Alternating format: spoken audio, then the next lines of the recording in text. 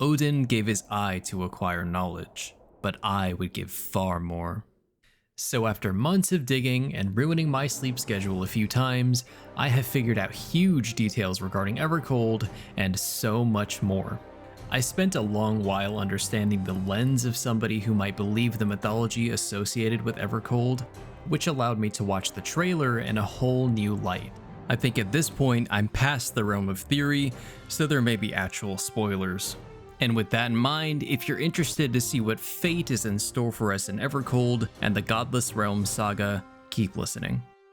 Yoshi P said a few times that Evercold is based heavily on Norse mythology. Well, I'm sure at this point it's hardly a surprise to you that Ragnarok is its theme.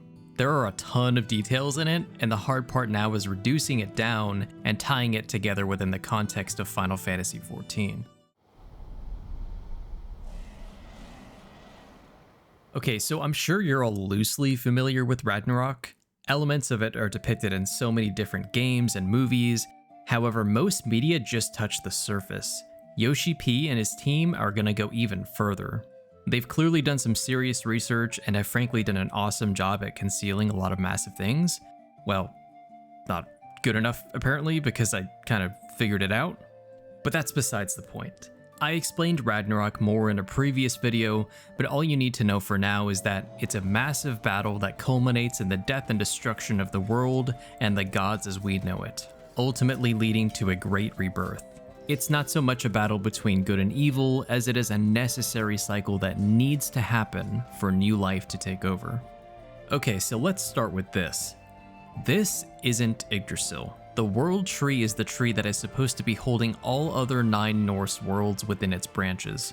It's a bit weird that it's placed within a world that you can actually go to. Not to mention, aesthetically, when is the last time you saw a tree that looked like this? The boughs of Yggdrasil are much wider and grand. Also, at the bottom, you might see a tree stump, or you could see something that has fallen into the ground with force, forcing the plates to prop up. I started staring at it for a long while, and I had a hunch that there must be more here. Well, after a few days, it hit me, and I thought I was going crazy, but I figured it out. This.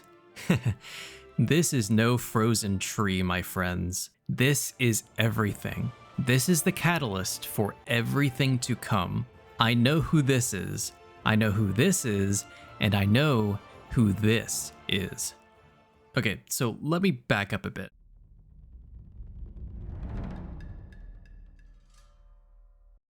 Preceding the events of Ragnarok, it is said that it was, unsurprisingly, Loki, the trickster god who shattered the peace between the Aesir gods by killing Odin's beloved son, Baldur.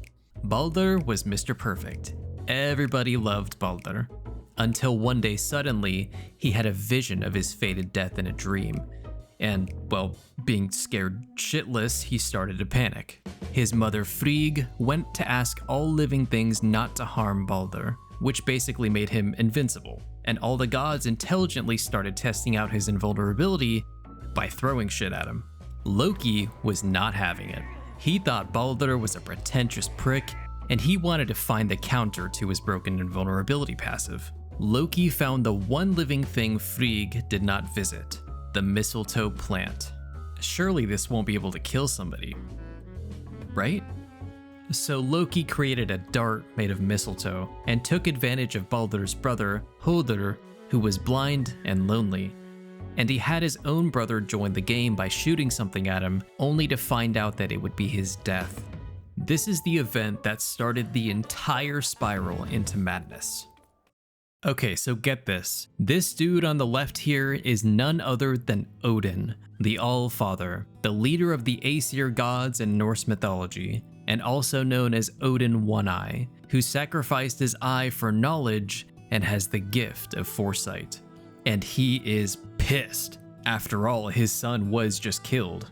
And at first I thought the girl on the right was Odin's wife, Frigg, but I don't think it is. Let me get back to that. So this is no frozen tree. This is the key to everything. This is the site of Baldur's death, son of Odin, the god of light and purity, and the most beloved of the gods. and as you can see, his light is even emanating from inside of the ice. For extra measure, on the box art, you can also see light from within the same place.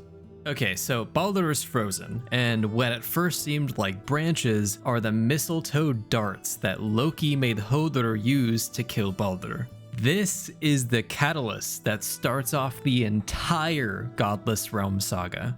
And if that wasn't enough, in Viking culture, it was common for funerals to involve the burning of a body on a ship as it set sail into water. Baldur's funeral pyre was the ship called Hringurni, the second new zone revealed to us. Baldur is such a major part of the story of Ragnarok. If this isn't Baldur, then this is at very least a representation of him. It's kinda hard to have Ragnarok happen without Baldur dying. That's like kinda his thing. You can take away his life, but you can't take away the fact that he dies. At least give him that. So maybe this girl is not Odin's wife, Frigg, after all. Maybe it's Baldur's wife, Nanna Nepsdottir, who is often associated with peace, truth, and devotion, who, overcome with grief, died and was placed on the pyre with him. It's disputed whether or not Hodur and Baldur were competing for her hand in marriage, but I'm not gonna get into the competing stories, there's too much of that. Snorri Sturluson is the guy who wrote the version that we all know, so I'm just gonna stick with Snorri's story, because it's fun to say. Okay, so I know what you're thinking. You're like, okay, Catton, why would they just kill her off? Isn't she on the thumbnail and the logo and the box art and everything? Well, yes, this is true. However, let's not forget that there is an underworld in Norse mythology called Helheim, and we will see her and Baldur there again. When Baldur was killed, the way he dies is significant. Without glory and kinda lame. Imagine dying after you were just bragging about how invincible you were. There are a few gods of death. Odin and Freya are also technically gods of death, but Helheim is the place where you go when you die ingloriously. After Baldur's death, one of Odin's sons, Hermodr, went down to the underworld to speak with Hel, to try to ask for Baldur's return to the world of the living. Hel agreed, but only if every living thing wept for him. And so not only did the people weep, but fire wept, and iron, and all the other metals wept. The stones wept. The earth wept. The old woman in the trailer said that all the gods stood there and watched. It's clear now that they were struck with grief. Baldur had just been killed. And as we struggled to survive, they marched, and all was lost. All the gods stood still and watched. They wept. All but one, Loki, disguised as the giantess Pak, keeping Baldur stuck in the underworld, or in this case, frozen in this giant icy tomb. And speaking of the gods, let me just start firing off some things that I've noticed. Honestly, there could be a video about each one of them and their potential role in the story, but anyway, here we go. This is Fenrir, the giant wolf. He's gonna be a bit of a problem later on. Behind him on the left is the god Surt. Surt, the fire giant, can also be seen here. As you can see, he is giant and on fire. He will also be a problem. This thing is probably representing Jormungandr. It's a huge freaking serpent. Another problem. All of this is tangentially related. I think their roles will be a lot more important later. Basically, all you need to know for now is that Odin kind of screwed over Fenrir, Jormungandr, and Hel, all of whom are Loki's offspring, with his wife, Angrboda, in an effort to prevent Ragnarok. But they ended up kind of being major problems during the events of Ragnarok, and in the end, the same fate was always going to happen. And for someone with the gift of foresight, it seems a bit stupid at first, but let me tie this together at the end. So maybe Baldur's wife, Nanna here, will also fill the role that Hermodr played in going down to the underworld and convincing Hel to return Baldur to the world of the living, which would explain why Odin here looks at the Tomb of Ice, expecting something to happen when she disappears. And also why when the trailer pans out further, immediately after this scene, we see candlelight, symbolizing the return of Baldur, the god of light.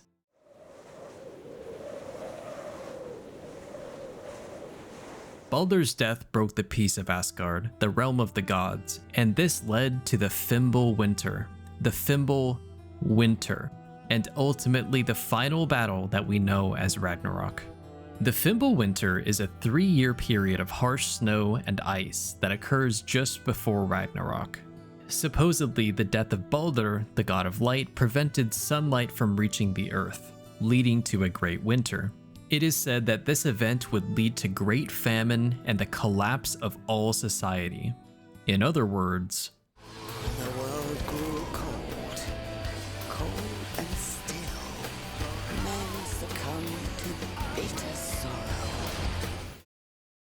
Evercold is the Fimbulwinter, preceding the events of Ragnarok. Evercold is the first expansion in the new Godless Realm saga in Final Fantasy XIV. It will most likely take more than one expansion to ultimately lead up to the events of Ragnarok. And who knows, maybe after the Fimbulwinter we'll be going to Helheim. That would be kind of cool. Okay, so are you guys kind of seeing what I'm getting at here? Are you seeing the vision? We're all screwed. Ragnarok means the end of our universe as we know it. This could even be the next A Realm Reborn. Okay, so all of this is starting to come together. There's more. Naglfar is the name of this new zone, and in Norse mythology, Naglfar is a giant ship made of nails. Like actual human nails. It's kind of gross. Its literal translation is Nailfarer, and it is said that during the events of Ragnarok, this ship would carry giants, monsters, and the forces of the underworld into the final battle. The ship is often captained by the giant Hrym. However, during Ragnarok, Loki will be its captain. It is the transport for all the forces of death and chaos into the great battle of Ragnarok. Now, with that in mind, look here. The Warrior of Light is going into Evercold as a Reaper, standing atop the bow of the Naglfar into the great battle in the distance, which is most likely going to be an expansion after Evercold in the Godless Realm saga. It seems like the new zones we're getting are all airships. However, they are also named after mythological ships that are said to have existed. I wouldn't be surprised if one of the new zones was named after the god's own ship called Skidbladnir, which is said to not only have been used for seafaring, but also for air travel and even across land. Another little detail, as I've said in a previous video, Wanderer is more often not referring to Odin.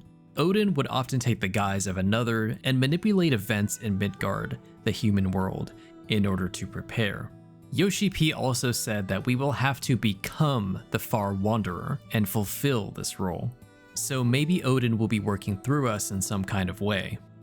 Okay, so all of this brings up a ton of questions. Why are we fighting for the forces of chaos? Maybe we want to accelerate Ragnarok happening for the Great Rejoining? Okay, warning, a little spoiler, but I remember in a recent post-Dawntrail MSQ cutscene, the new Ascian we learn about, Halmarut, mentions this rejoining and how it will bring about the death and destruction in such a way that sounds extremely close to Ragnarok. This might be where someone with more FF14 lore knowledge can help bridge the gap, because I'm kinda just mainly the history guy in all this. I do know that if we are on the forces of chaos, we'll probably be working closely with Loki, a character who often ends up being an edgy anti-hero, which could be pretty cool, honestly. Although I think more realistically, we might be somewhat on both sides. Loki does have a habit of not really being aligned. He's more of a chaotic neutral character, I suppose. Before long, the other gods found out that Loki was behind all of this, and he was famously punished by being chained up in a cave with the venom of a great serpent dripping down atop of his head, stinging him and depriving him from sleep for all eternity. Even to this day, some might say. I gotta say, it would be cool to see Loki as a quest giver, serving his punishment from a cave, only for us to release him just in time to captain the Naglfar for the great battle. That would be sick. But we also have to remember, Loki is the trickster and is able to shapeshift. He could be anywhere. After all, when the gods finally found him in the cave, he was shapeshifted into a salmon. From my understanding, in the context of Final Fantasy XIV, The great rejoining of the shards is inevitable, just as Ragnarok is.